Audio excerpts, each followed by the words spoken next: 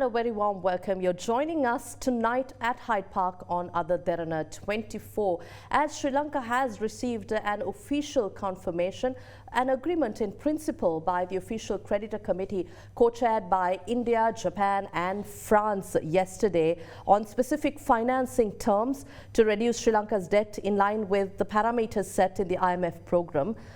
We thought we'll talk about Sri Lanka's debt restructuring process, how the 2024 budget has set the path towards recovery, sustainable recovery that the IMF is talking about, and the kind of development that all Sri Lankans look forward to. The central bank governor himself has expressed confidence in unlocking the second tranche of the IMF in December. While we talk about that, we have invited to our studios. First, let me warmly welcome, joining me in studio, Professor S.P. Premaratne from the Department of Economics of the University of Colombo. A very warm welcome to you. We also have with us, joining virtually, Dr. Nadeem Ul Haque, the former IMF Resident Representative in Sri Lanka. He has served at the IMF for 24 years and led technical assistance missions and policy and research teams, and served as IMF Resident Representative both in Egypt and Sri Lanka previously. A warm welcome to you, Dr. Nadeem. Thank you. I'd like to start off with Dr. Nadeem to follow up on some of the conversations we've had over this year and the last year with the developments of the crisis in Sri Lanka and the agreement Sri Lanka reached with the IMF. Now, there is some kind of agreement in principle with the official creditor committee co-chaired by India, Japan, France, and also the Chinese Exim Bank confirmed in October, somewhere around the second week of October, that this agreement that China is ready to support Sri Lanka in the restructuring process, which was seen as a positive step towards the restructuring process. What is your view of the achievements Sri Lanka has made so far and the challenges ahead for the country? Look, I think we must recognize that this is only the beginning. Sri Lanka, like Pakistan, my country, we've had a very deep crisis.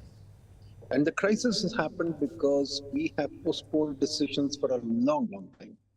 So I think like Pakistan, Sri Lanka also needs to take some deep decisions for a start thinking about our destiny, our future. I mean, I think the most important thing is IMF program is just a temporary salve. Basically, what's happening is that the economy is hemorrhaging and the IMF comes in and puts a band-aid on it. That's only the beginning. Now, if you really want to put yourself on a sustainable path, I think Sri Lanka really has to take a deep view of the subsidy situation. I think we have to remove a huge amount of subsidies. And we have to really rethink the role of the state. Do you want to be a welfare state? If you want to be, then you must really understand that the welfare state only happens when you have a very rich economy and you have a very deep tax base and you've got all kinds of other things that are at work. We are building a welfare state to early A, and B, we are not building enough room for investment. We are not building enough room for people to export. I think this is the key direction which policy needs to go.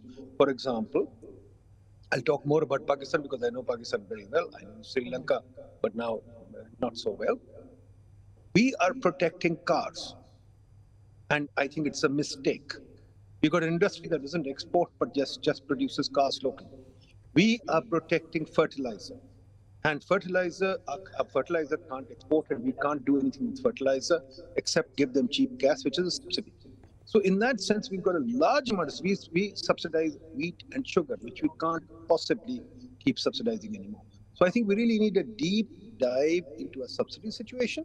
We need to understand which subsidies we can afford, which we can't, and which subsidies really go to the people. The sugar subsidy doesn't go to the people. The wheat subsidy doesn't go to the people. It goes to the people who produce the sugar and the wheat flour. So I think we really need to understand this. And then again, what we have in Pakistan is nobody's willing to invest because we've got a huge regulatory machine that stops people from investing. And this business about taxation, which IMF recommends always, I'm opposed to this. I don't think we should think so much about taxation at this stage. We should really think about investment. How do you get investment to get increase? And anything that you can do, including getting rid of all regulation, just tell people to invest. Tell people from overseas to come and invest. Tell Sri Lankans to invest. If they can make building, make building. If they can make pencils, make pencils. If they can make sharpeners, they can make sharpeners. Whatever they can, Sri Lankans can produce, they should produce. So there has to be a deep rethink in the government, which I'm sure, I don't know much about Sri Lanka, as I said, I'm far, but hasn't happened in my country, despite the deep crisis. And when we get a debt rescheduling, we kind of tend to accept that we've got a gift. We don't think that it is a need to reform. And I think what I need to understand, maybe Professor Premaratne can talk about it, how much is Sri Lanka reformed? How much Sri Lanka has really changed? Or is it just the same old IMF prescription and 5 years later we'll be back to the IMF? Thank you, Dr. Nadeem, for your initial comments. I'd like to turn to Professor S.P. Premaratne here in studio. Professor Premaratne, if we take a cue from Dr. Nadeem Ul Haque's comments as well, I'd like to question you about your thoughts on Sri Lanka's path to progress and recovery from this crisis.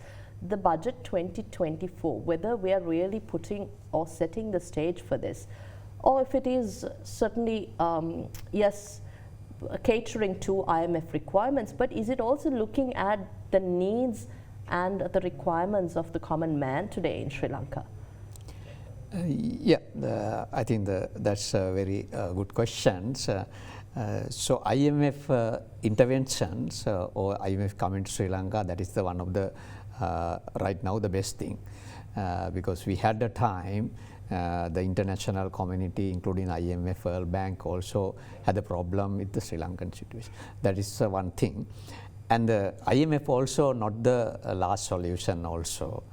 With the current policies led by the IMF reforms, certain things maybe we have questioning, some kind of a tax and those kind of things.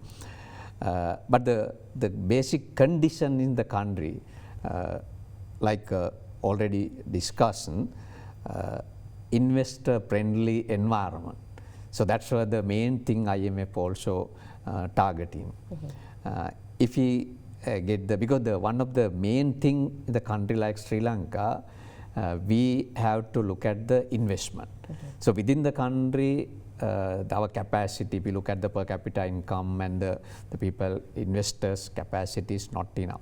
Then we have to look at the foreign investors, basically foreign direct investors, because the getting loan somehow we past few years fail. And get to the foreign investors, foreign direct investors, we need the competitive global competitive environment. So IMF basically target there. But we have the certain short-term requirement. So that's what also IMF addressing.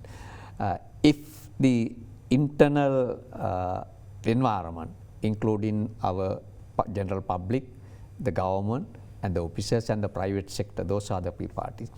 They also, if ready, I think this may go good direction, short term and the long term. But there are some certain things like I personally don't agree. Also the community level also don't agree level of tax and this kind of thing. The restructuring also a very good steps. The way of restructuring is still I don't know how it's happening, but the restructuring is very important. So this is a good move, and but still within the country, including like I mentioned the people, and we have to people's mindset also we have to look at. And the politician side, the government side also we have to, and the private sector also. We have to little bit the change and what we call game change. With that, I think the move in the good direction. Yeah. Yeah, maybe I'll touch on what you do not agree later on in the discussion. Turning to Dr. Nadeem Ul Haque, who's joining us virtually. I remember during our previous conversations too, you mentioned about the welfare state and how Sri Lanka should really increase on taxes. And now the IMF they have spoken about how important Sri Lanka needs to commit to increasing revenues and signal better governance by adopting needed tax measures. It is said that Sri Lanka's tax to GDP ratio will be 12% next year, and the target is to go up to 15%. With all this, Dr. Ul Haque, do you think this kind of taxation is really something that the people of this country can bear, can withstand? The IMF says it's needed, but in your opinion, coming from our part of the world, what is your opinion? Look, I think the IMF is only concerned about balancing the budget. Now, of course, they want more taxation because they get the feeling that you don't want to balance your budget, that you don't want to get rid of subsidies, you don't want to reduce your government expenditures. My question is, to my country as well as yours, why do we need such huge government expenditures? Why can't we reduce our government expenditures? And that is something that we should really look at. For example, we've done this exercise in Pakistan, where we looked at the cost of a public servant. And we find that a public servant is a huge cost, even if you hire a low-level sort of, let's say, driver or a peon or something. He has a huge cost because you guarantee him a job forever, and you also guarantee him a pension. And in the pension, there are 17 family members who can have survivor rights. So we need to really change our pension system. Our pension system is obsolete. I remember Sri Lanka had that problem too. I don't know whether you've reformed that or not. I hope you do. Then the other thing is, how many government departments should we have? Then the third thing is, who are your competitors? Just look at that. For example, your competitors are Dubai. Now, Dubai is an open economy. Dubai has an economy without taxes. Now, why should if a Pakistani businessman or let's say an Indian businessman wants to locate, they'll choose Dubai. Why won't they choose Sri Lanka? I think Sri Lanka has to position itself, and I've been saying this since I was in Sri Lanka, has to position itself to be a competitor to Dubai. Indian Pakistani businessmen must choose Sri Lanka to invest in, not Dubai. Sri Lanka is a far more pleasant climate. Sri Lanka is a far better human capital stock, etc. But they are not choosing that. Because why? For example, simple thing, I still remember you had that thing. I can't buy a property in Dubai. Why can't I, sorry, in Sri Lanka. I can buy a property in Dubai. Why can't I buy, let's say, what is that thing called World Trade Center? Why can't a Pakistani come and buy World Trade Center? It's not going to disappear anywhere. In New York, Rockefeller Center is owned by the Japanese. So we need to change that. Then the third thing is, what kind of a tax system do you have? Tariff system. I don't think Sri Lanka is very open. Will you be an open economy where a foreign investor can come and actually invest, or even local? Foreign investors only go where there's local investment. If the average Sri Lankan is not willing to invest, why should I come there? So the first thing is your investment rate has to go up. As I said, it doesn't matter whether people are opening up kiosks. It doesn't matter whether people are opening hotels. It doesn't matter whether they are arranging tourist trips, or I don't care. The question is, there must be a buzz of economic activity. Have you done the deregulation to have a buzz of economic activity? Is that buzz of economic activity attracting people from Sri Lanka, Pakistan? Because if you are Bangladesh, if you attract local people, then foreigners will come too. So we really have to focus on that. How do we bring a buzz of investment here? Or for example, I remember Sri Lanka had some gambling casinos, which people were very uncomfortable with. Okay, do you want to expand that industry? Or you don't? Do you want to, I remember Sri Lanka used to make some good textile stuff. Can you expand that textile industry on? But the key question is, are Sri Lankans willing to invest in your economy? And if they are not, why are they not willing to invest? Is it government barriers? Is it the tax system? What is it? That's what we have to unlock. Professor S.P. Premaratne, I'd like to turn to you here. You mentioned that you're not in agreement in the level of taxation that we are seeing today. Yes, there has been a lot of opposition, whether it's from the professionals or the people or certain sectors of society. So how do you propose that we move about the question of taxation. For a long time, we were talking about the importance and the necessity to increase the tax net and improve or widen the tax net. But here, again, with the requirements of the IMF, we've gone to unprecedented levels. It's difficult for people to bear, but then it is said that it is needed for the Sri Lankan economy. What is your view here? I think before I talk about the current taxation and tax rate, we have to little bit look at the kind of theory why government need the tax collection. That's the one of the ways government getting revenue. There are some other ways, so non-tax revenues and the non-conventional sources also. But I feel that we have to move even the tax and the non-tax traditional revenue sources innovative way. The other thing also, we have to move more non-conventional revenue sources. That's the major thing. Why the government need the revenue in whatever the conventional or non-conventional. So the government need the revenue to address the issues in the country, what we call the market failure. So if there's a market failure, we don't need the government. Now that coming, if the government is the only one entity, one institution in the country, the main institutions, the people and the producers.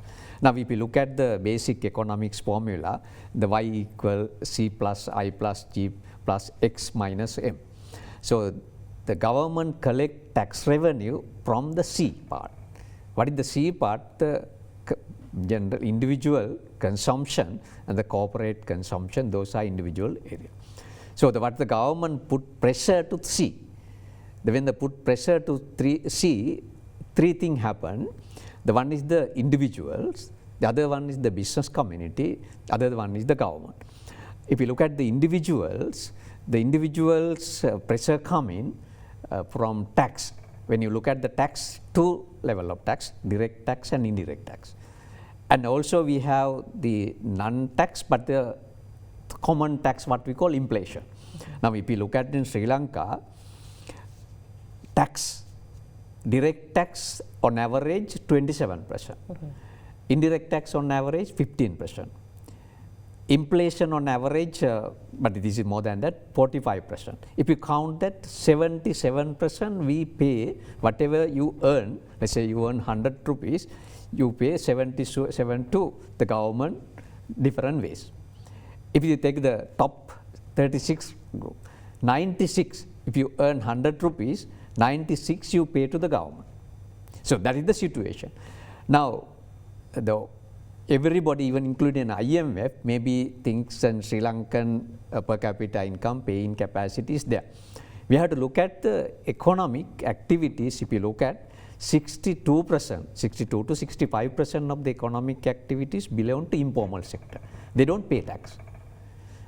And also in Sri Lankan economy, about 13%, 15% illegal economic activities, including drugs, corruption, commission, those money.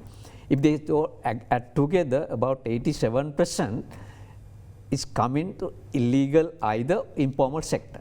So they don't pay the tax. Now those who pay the tax only about 15, 13%.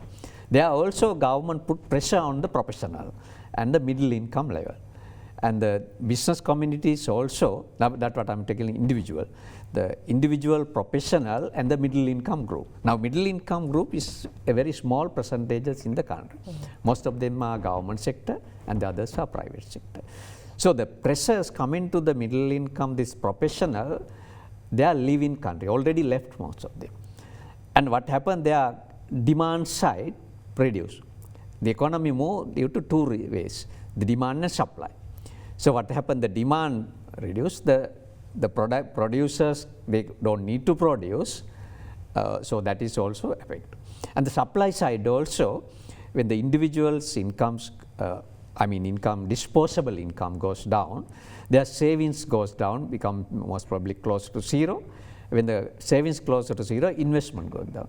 That is affect to the supply side also. That is the thing. So the argument is crowding out, because if this happened, the government sector get that money, invest. Because that's the formula work. The government sector using this money there is questionable whether the productivity way or any, because the government has to address the market failure, support the private sector move along. But the government doing business is inefficiency. It's not only Sri Lanka. To the state-owned enterprises or? Yeah, even the state enterprises or in the public sector, usually not in Sri Lanka, the many countries inefficient because there are some philosophical things also happen. So in that way, the government collecting huge amount of money. When you earn 100 rupees, 96 goes to the government, that issue is coming. And also we had, IMF also had to look at Sri Lanka exceed the optimal level of taxation. So the optimal level reached when happen, even the short run, the government revenue also goes down. Maybe this happened 2-3 years, even the international studies in the other countries also prove that the long term, this kind of after optimal level, even the direct tax or indirect tax, the long term, the revenue goes down because the people move away from the businesses and the people move, investors move away from the country, and the individual business communities also convert into the try to move the informal sector. All of things happen, the long term, the government revenue goes down if this rate goes, and also economic growth also. There are so many studies in different countries. For example, Pakistan, I know the one study says if the tax increase by 1% in the out of GDP percentage is affect to the economic growth after 3 years 2.5% because that has a negative relationship. So we have to look at that negative relationship. Tax is not everybody's medicine. We have to look at some other ways. Tax damage to the long run to the economy. It's not only developing countries, and developed countries improve. I remember one study in the European countries, and on average, after 3 years, if you deduct, for example, direct tax 1%, the help to the economy grow additional 0.34. After 3 years, this is 10-year average. And the employment additional growth, 0.54. Now, UK also I found a study that from GDP, if you deduct tax 1%, the economy grow additional 2.5%, the long run. Short run I have done a recently study also in Sri Lankan content. After 3 years, this negative relationship obvious. So that we have to look at. So my thing is the government need money right now, short term, because why government need money, everybody has talked, last few years. So the economic collapse and this thing happened. But the thing is, it's not the way only tax. Tax is the long term, it's affect to the society, individual, like I said, the business community, even the government also. So that's what we have to address, we have to look at. Right. Right. I think I'd like to talk about the short-term measures you propose too, but maybe seek a comment from Dr. Ul Haque about the tax component, the level of taxation in Sri Lanka. Value-added tax is slated to increase by 3%, from 15 to 18%. And there is common concern that this curtails consumption in the economy, further curtailing supply chains and economic growth. But going forward, how do you propose, Dr. Nadeem, that Sri Lanka moves ahead? On one side, you have to work with the IMF based on the extended fund facility agreement that Sri Lanka has reached to. And on the other, there are creditor nations who are waiting to see how Sri Lanka progresses out of this mess. And at the same time, you have to balance out the economy, the private sector, the people of this nation. Look, it's very simple. The world expects to be repaid. There's no way out of it. And when you are in a position where the world expects to be repaid, you have to have the IMF in the middle. There's just no other way. This is given, this is written in stone, you can't turn away from it. So the IMF is going to be there and the world wants to be repaid. The world has given you some kind of a rebate, but more than that you can't get. Now the question is, Professor is absolutely right. I agree with him, Professor Premaratne, that we need to be careful, we need to understand how things are working. Agreed. We need to accept the fact that increasing taxation is recessionary. Yes, nobody's denying that. Increasing taxation is recessionary. There's no doubt about it. Absolutely correct. But then the issue is, what do we do? You can't let government expenditures run away and not expect taxation. Why are government expenditures so high? Professor Premaratne says it's market failure. I don't know what market failure is. You have to prove market failure. You can't assume market failure. Is it market failure that the government wants to subsidize agriculture? Is it market failure that the government wants to subsidize, people? Is it market failure that the government doesn't want to import tea? Is it market failure that you have all kinds of restrictions on trade? I don't think it's market failure. I think, quite frankly, somebody needs to sit down and have a deep rethink. You run into it's like hitting a wall. You hit a wall. There's a big crash. Now the question is, how do we rethink? For example, does the banking system still have to be owned by the government? Right? The People's Bank and Bank of Ceylon, I believe, are still with the government. Is the stock market open or not open? I mean, how are we going to change the vision of Sri Lanka? It's the same question I keep asking Pakistan. What is our vision? What do we want to be? Does Sri Lanka want to be a tourist destination? Does Sri Lanka want to be a tea destination? Does Sri Lanka want to be an what do you call it? Export processing zone? Whatever. You have to make up your mind and clearly go in that direction.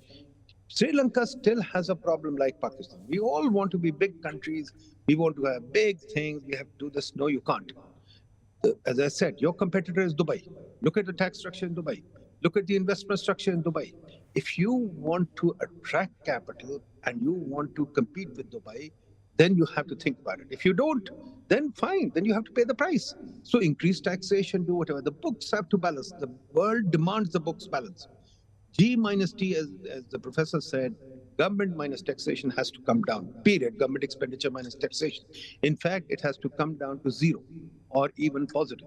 Now, if that happens, negative, G minus T has to be largely negative or down to zero.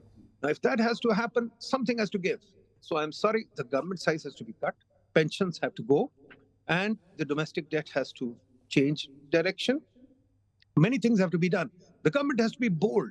And if you can't be bold, and if you're still going to think, no, this can't be done, that can't be done, then I'm sorry, then the IMF program is the only option you have. Change the way you do business. Think about reducing all kinds of regulation. For example, as I said, if I want to come and buy a house in Sri Lanka, why not? You need the foreign exchange. Why can't I come and buy the World Trade Center? Is that a market failure that somebody can't buy the World Trade Center? So I think there's a lot of rethinking that has to be done. This business, Sri Lankan property can't be owned by foreigners. The rest of the world doesn't have that. London doesn't have that. Switzerland doesn't have that. What is this? Why can't we stop all this? So this domestic deregulation is the key, I think. Domestic government shrinkage is the key. Right, I think we'll speak further, but we'll take a short break here at Hyde Park on AdaDerana 24 to return shortly and to discuss more. Do stay with us.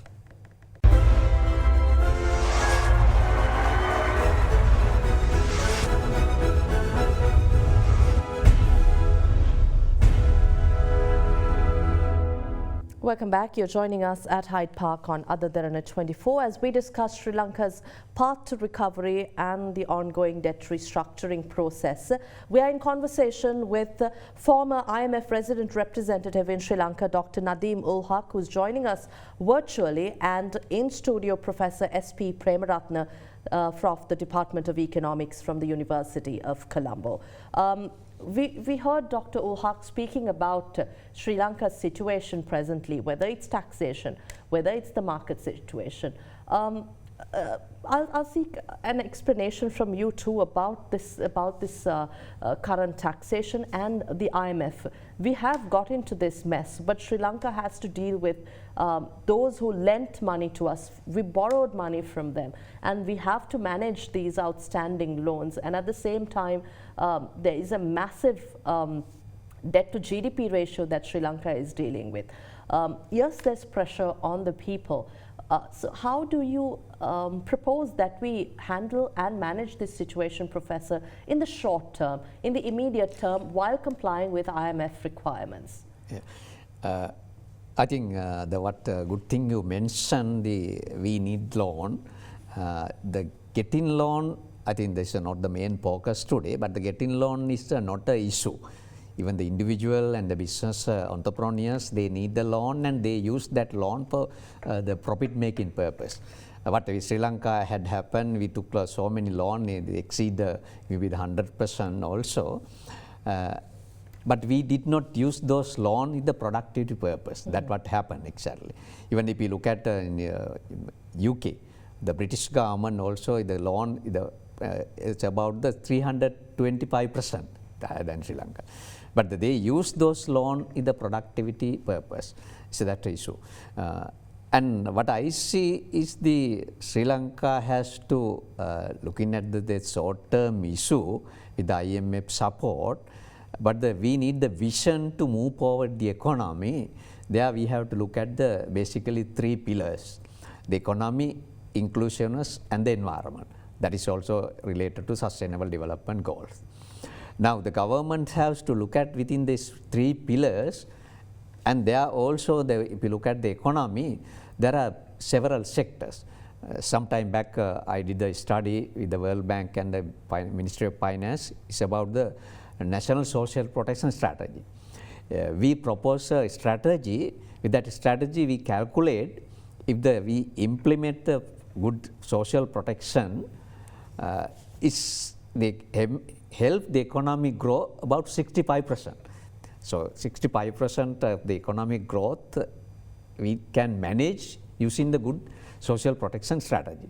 That's what we propose also. I don't know what happened, that one we had to talk to Ministry of Finance and look at what had happened.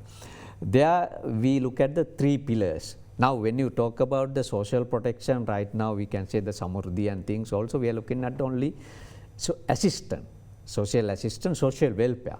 That is a minor part, because that is what in history also we only focus. And like if I use this word, maybe also you may think of badly with me. In Sri Lanka, we consider the poverty as the religious.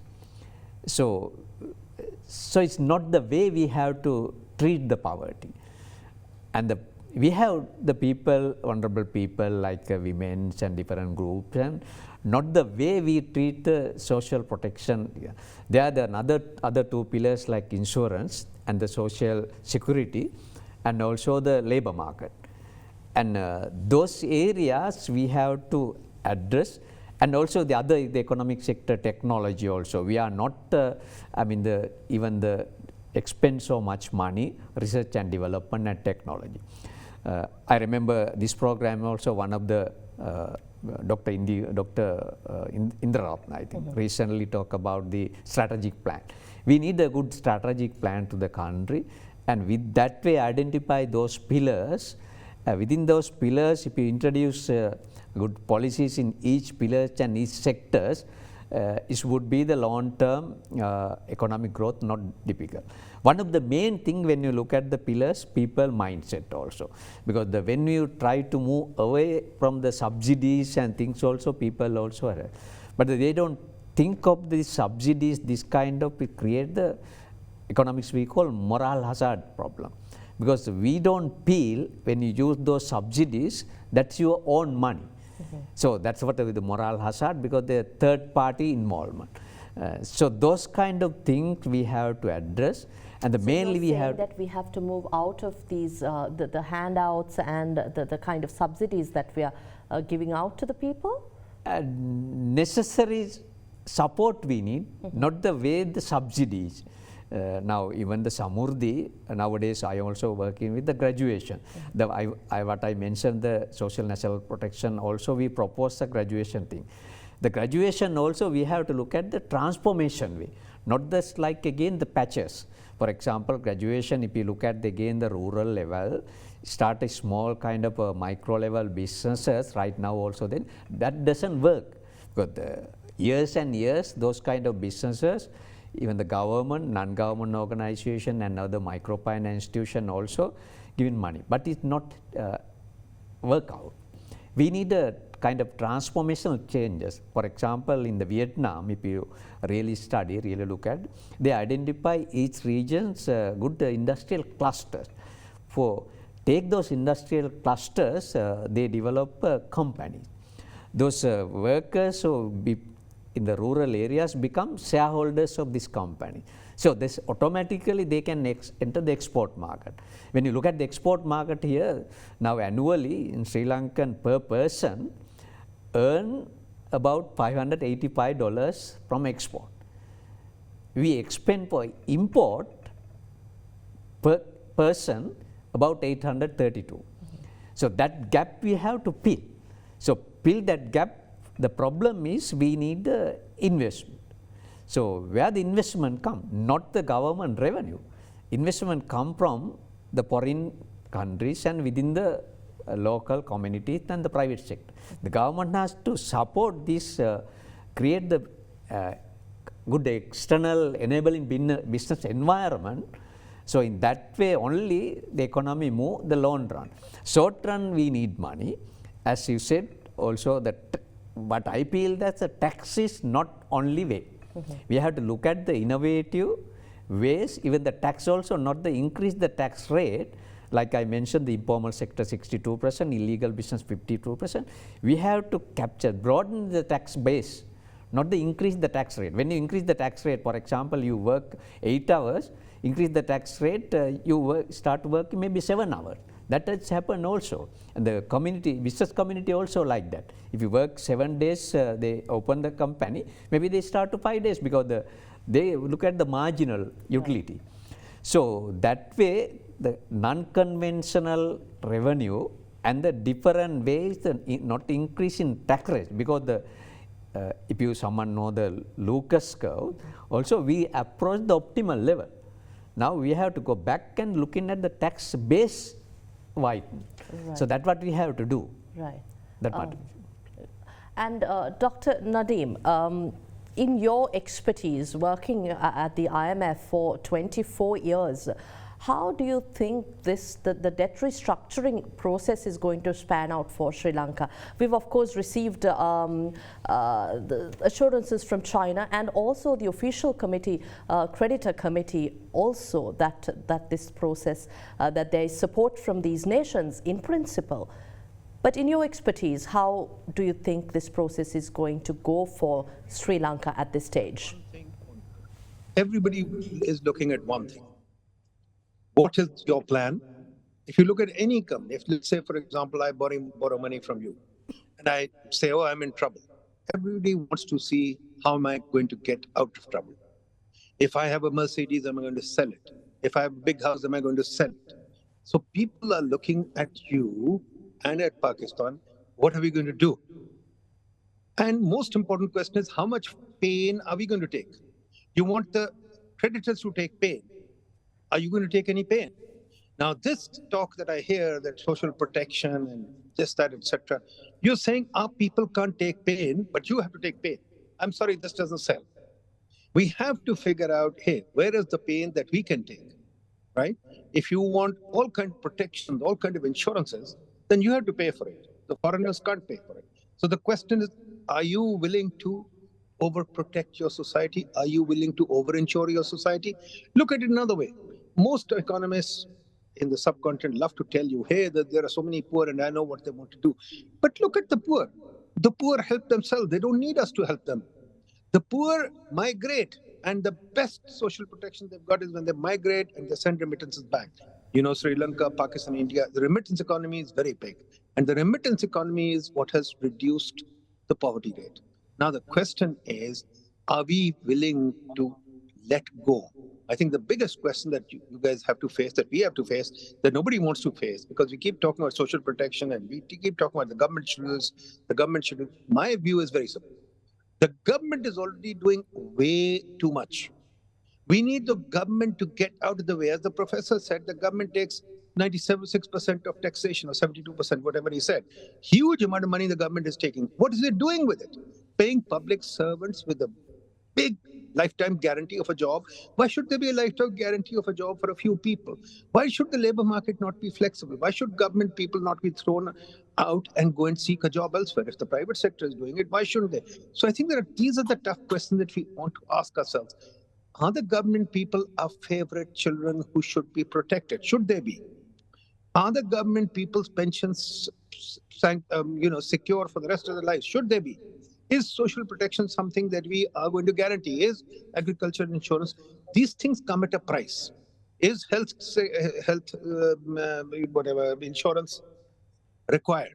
We put in health insurance too. Now, when you do all these things, then you have to figure out how to pay for them. Unfortunately, we rush to do these things without figuring out how to pay for them. So the question that I want to put to Sri Lanka is, where's the pain? Why should the foreign creditors take a cut and you not take a cut? And why should your government not take a cut? This is the question that you have to ask. If you don't want the government to take a cut, then by all means, IMF is right, pay the price, pay more taxes. In terms of talking about an innovative economy or a manufacturing economy, once again, Dr. Ul Haque, how do you think Sri Lanka should look at this situation now? The president himself has been talking about how he wants to lead the economy towards a manufacturing, innovative economy. But here, how do you really set the stage here in a situation as this? Do we have to focus on research and development, spend more on education? Or is there other fundamentals that we have to look at? I think, yes, you're right on all things. Yes, you have to spend more on education, but depends on what kind of education. We spend a lot on education, but the quality is very bad. So I think our issue is not expenditure on education. Our issue is the quality of education. Are we producing global level research? Are we even trying to do research? And most important of all is the government. Is the government ready to take research? Does the government demand research? It doesn't demand research. Then at the same time, when you set up an industry that's protected, that industry doesn't demand research. We want an industry, whether it's manufacturing, whether it's hoteling, whether it's tourism, whether it's retail, it has to be a globally competitive industry. Think about it. McDonald's makes hamburgers. Look at how much money they make. Think about it. Starbucks makes coffee and tea. Sri Lanka is the largest tea producing country in the world. Sri Lanka has a great tea, tea. I was there. I remember going to the tea auction. What have you done with the tea? Sri Lanka is not the tea capital of the world. It should be the tea capital of the world. Why is it not a tea capital of the world? Because you guys have too many restrictions on your tea auction, on your tea market, etc. Let's open up the tea market. Let Sri Lanka compete in the tea market. You had some great brands, I remember. I still get them in Pakistan, Dilma, etc. Why are they not internationally competitive? What are the drawbacks to them? I think you have to go where the market wants to go. Government can't dictate. Government, as Milton Friedman used to tell me a long time ago, if you're so smart and you know what the market is doing, then go get rich. I don't know where the market wants to go. But I know one thing, if you let the market work, it will find its own equilibrium. So the government has to get out of the way and let the market work. Professor Premaratne, you might have something to add to that, but I would also want to ask you a question. You represent the top academic tier in Sri Lanka, the university academics.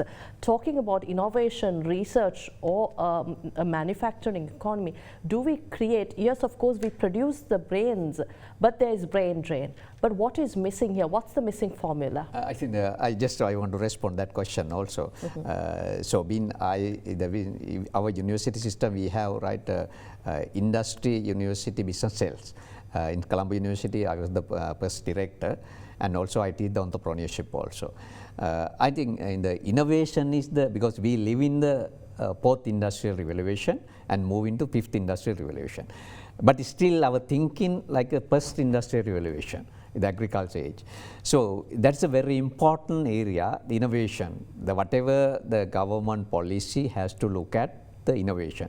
Our education, right, today also we are doing a study for achieving the sustainable development goal. There we look at the education pillar. In Sri Lanka, even doing nothing, by 2028 we reach the 100%. So something wrong we expend in education. Everybody say we have to spend more in education, but we try to develop scenarios to, for example, increase the 20% of education. So that way, that by 25 we reach the optimal level. So the missing point here, the education, the quality education, like what we already discussed. Quality education, we don't have STEM education, science, technology, and also university. You see, in Sri Lankan, about 60% enter the university who pass the A-level.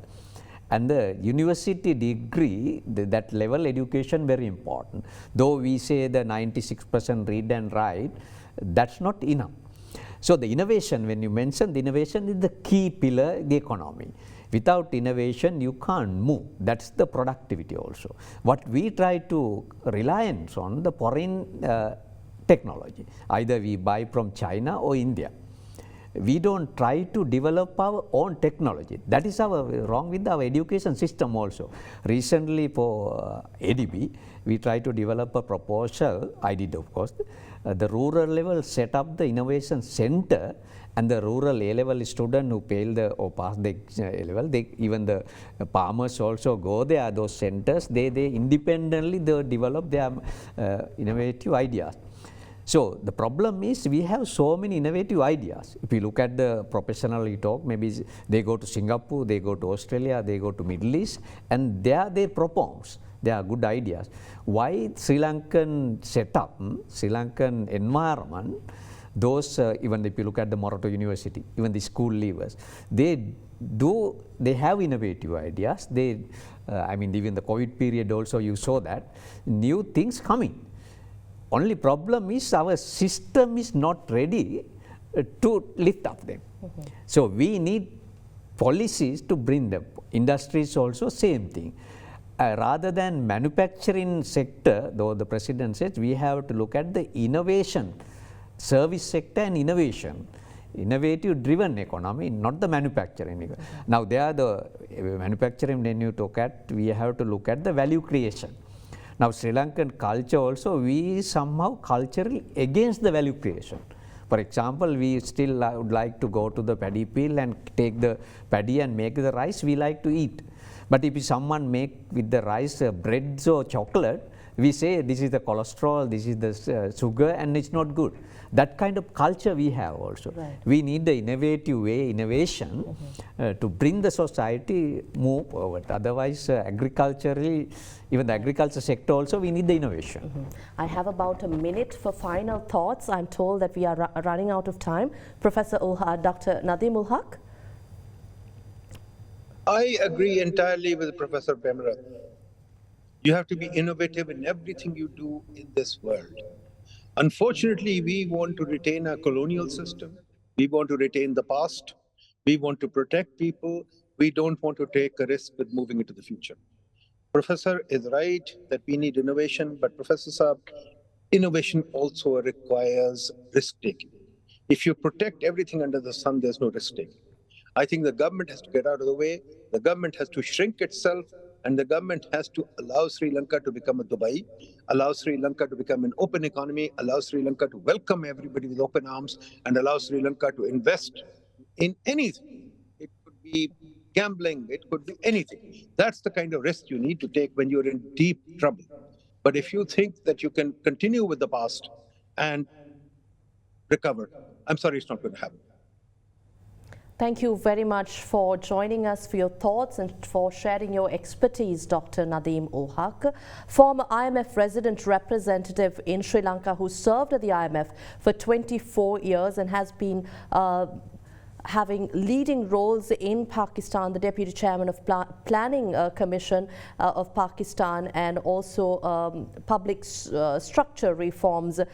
You've implemented many of these in Pakistan. So thank you very much. We look forward to your presence here in Sri Lanka in the future. Bye-bye. Thank you. We also had with us Professor S.P. Premaratne of the Department of Economics and the University of Colombo. You've been a professor in economics from year 2015 and a consultant in microfinance, SME and gender budgeting for the University of Colombo. Thank you very much for your time and for sharing your thoughts and expertise with us here at Hyde Park. Thank you very much. We were talking about Sri Lanka's economy, the debt restructuring process, and of course we were able to navigate into the question of education as well as innovation in the economy.